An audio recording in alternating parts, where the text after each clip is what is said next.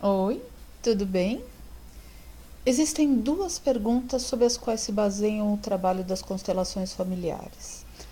A primeira pergunta é o que enreda as pessoas ao destino das outras pessoas de um mesmo sistema e o que reconcilia e as libera. E a segunda pergunta é como o amor pode ser bem-sucedido nas relações. Na alma, nós estamos profundamente ligados a outras pessoas, mesmo que não tenhamos chegado a conhecê-las. Os acontecimentos traumáticos não resolvidos continuam produzindo efeitos que chamamos de sintomas, estejamos conscientes disso ou não. As constelações familiares se ocupam dos caminhos que levam à superação dos traumas, não apenas daqueles que resultam das experiências pessoais, mas também de traumas de outras pessoas com as quais nos ligamos por amor, ou por amor cego ou por compaixão. O tema das constelações sempre é o amor e as suas consequências. Os dramas entre o feminino e o masculino, a relação entre pais e filhos, o peso do destino, o fluxo da vida, da abundância e do amor entre as gerações, com todos os seus pesos e consequências, com todos os seus desafios, tudo aquilo que inibe o amor, a vida e a força. Os dramas humanos que são revelados na prática das constelações familiares são questões muito conhecidas por todos nós.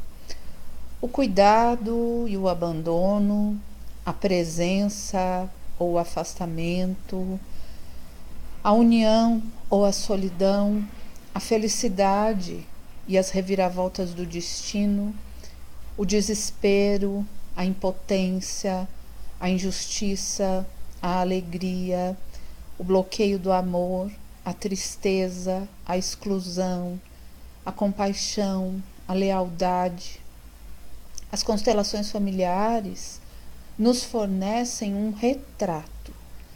retrato do que nos vincula inconscientemente com o destino das outras pessoas. Por que a alma permite essa vinculação que só nos faz sofrer?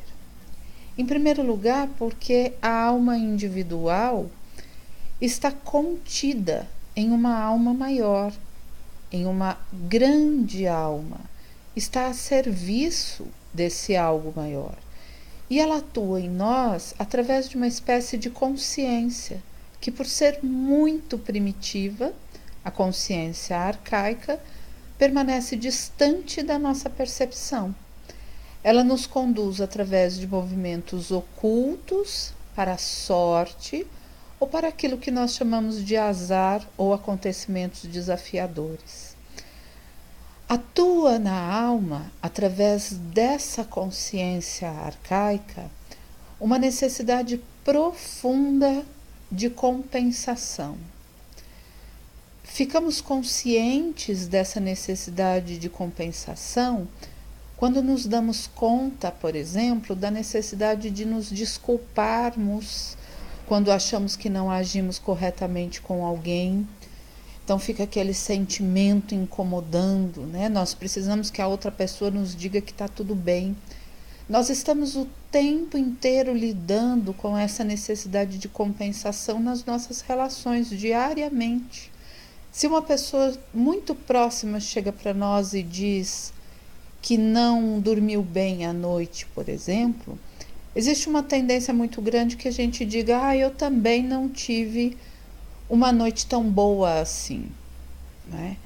Nós muitas vezes nos ressentimos com os amigos porque nós dizemos: puxa, eu faço isso para você, eu te acompanho e você nunca me acompanha. Desde pequenos nós temos um senso de compensação muito grande, né? E dizemos, por exemplo, eu só faço isso se você me fizer aquilo, né? Ou então, hoje nós vemos muito a compensação da falta de tempo junto das crianças, né, que é substituída, que é compensada por presentes, por diversão, né? Então, nós estamos o tempo inteiro buscando essa compensação, né? Nós experimentamos essa necessidade na alma também quando temos a necessidade de nos vingarmos. Quando nós sentimos aquela necessidade de dizer algo para a pessoa, ela tem que saber, né? Eu vou dar aquela resposta, eu devia ter dito, então agora eu vou dizer. Nós estamos o tempo inteiro, nós brigamos, nós temos DR, nós sofremos quando nós perdemos essa sensação de equilíbrio entre o dar e o receber nas relações, né? Então, nós estamos o tempo inteiro tentando restabelecer esse equilíbrio através de um senso de compensação que, na maior parte das vezes, é inconsciente, né? Mas nós estamos compensando tudo, trocas, sentimentos, culpas nas nossas relações. Então, nós algumas vezes adoecemos depois de brigas, né? De alguma forma nós estamos, especialmente quando nós achamos que passamos um pouco do limite, então nós estamos de alguma forma expiando a culpa, né? Porque nós aprendemos isso e, de acordo com cada sistema familiar, essas regras de compensação e de justiça são mais fortes ou mais amenas. Nós estamos fazendo isso o tempo inteiro, né? Nós compensamos as 12 horas seguidas de trabalho com as férias, com as coisas que nós compramos, nós compensamos o tempo a mais no trabalho com as horas extras no final do mês, né? Nós damos presentes para compensar atitudes, apoio, coisas que fizeram para nós boas, né? Nós estamos inconscientemente o tempo inteiro atuando através desse senso de compensação. Então, existem alguns movimentos de compensação que são inconscientes e que nos mantêm leais aos membros do nosso sistema familiar, aos nossos ancestrais. Nós fazemos movimentos de compensação inconscientes e isso muitas vezes nos traz grandes sofrimentos, grandes desafios.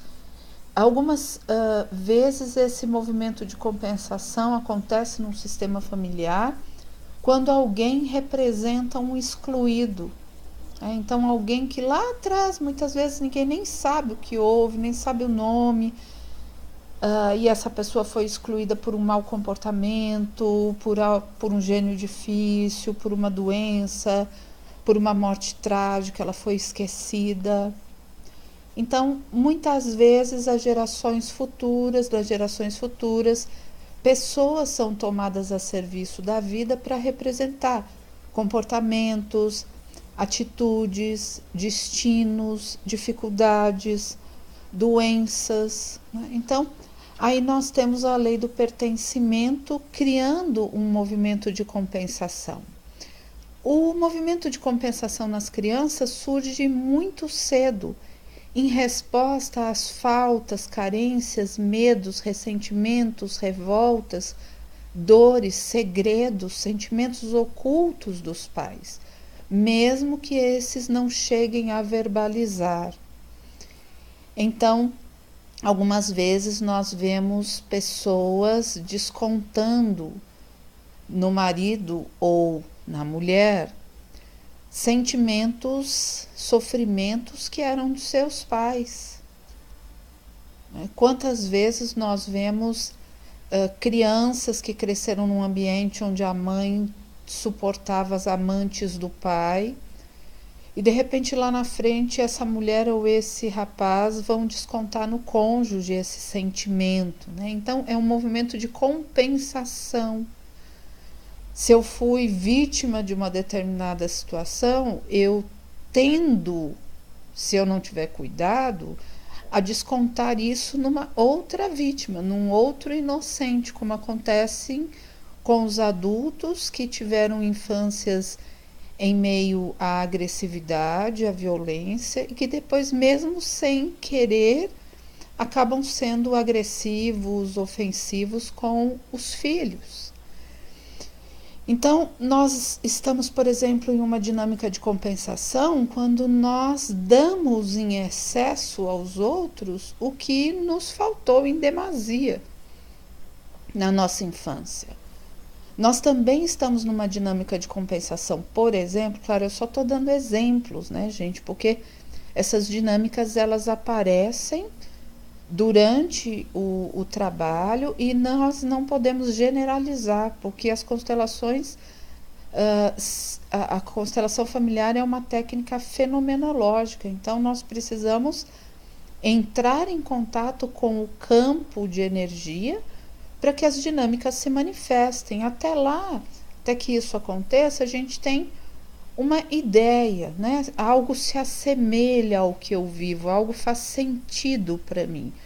Mas a certeza mesmo da dinâmica nós só temos durante o trabalho, né? É sempre uma surpresa o que acontece. Então nós somos apenas observadores.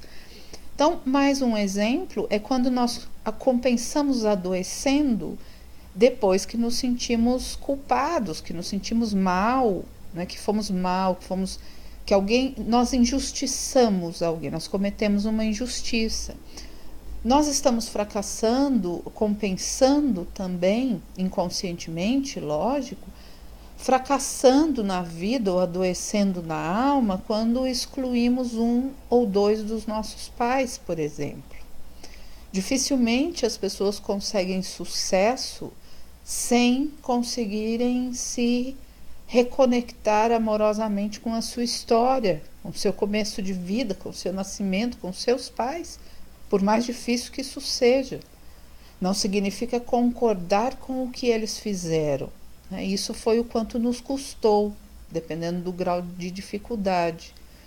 Mas a reconciliação com a fonte da vida, né? Com a maneira como nós chegamos aqui, aceitando o que é os sintomas mais comuns de exclusão. Quando nós excluímos alguém ou algo, nós entramos no movimento de compensação, porque tudo que no fundo a criança mais quer é ser boa e nós continuamos querendo isso.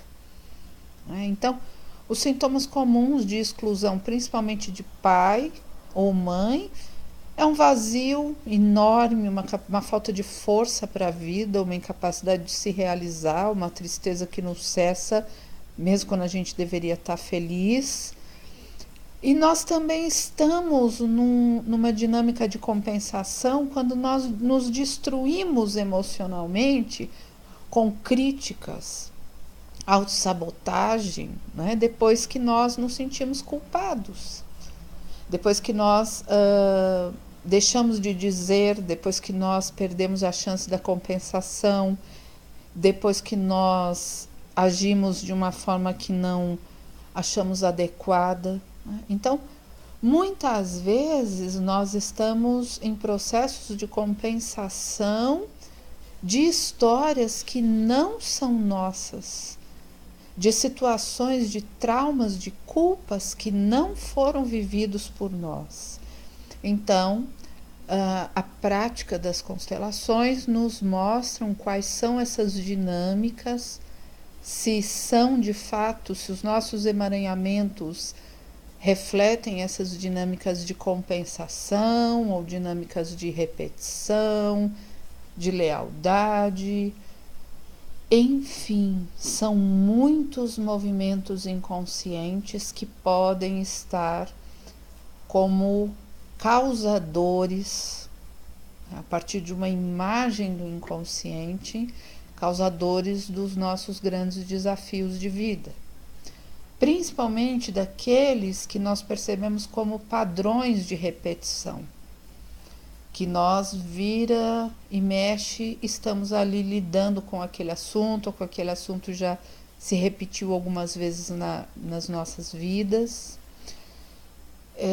Então é muito libertador quando nós temos a oportunidade de termos uma imagem disso, ou seja, de que maneira nós estamos ainda envolvidos com histórias que não nos pertencem.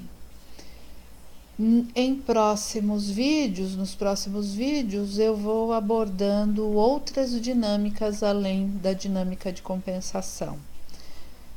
Eu desejo tudo de bom para você e até a próxima.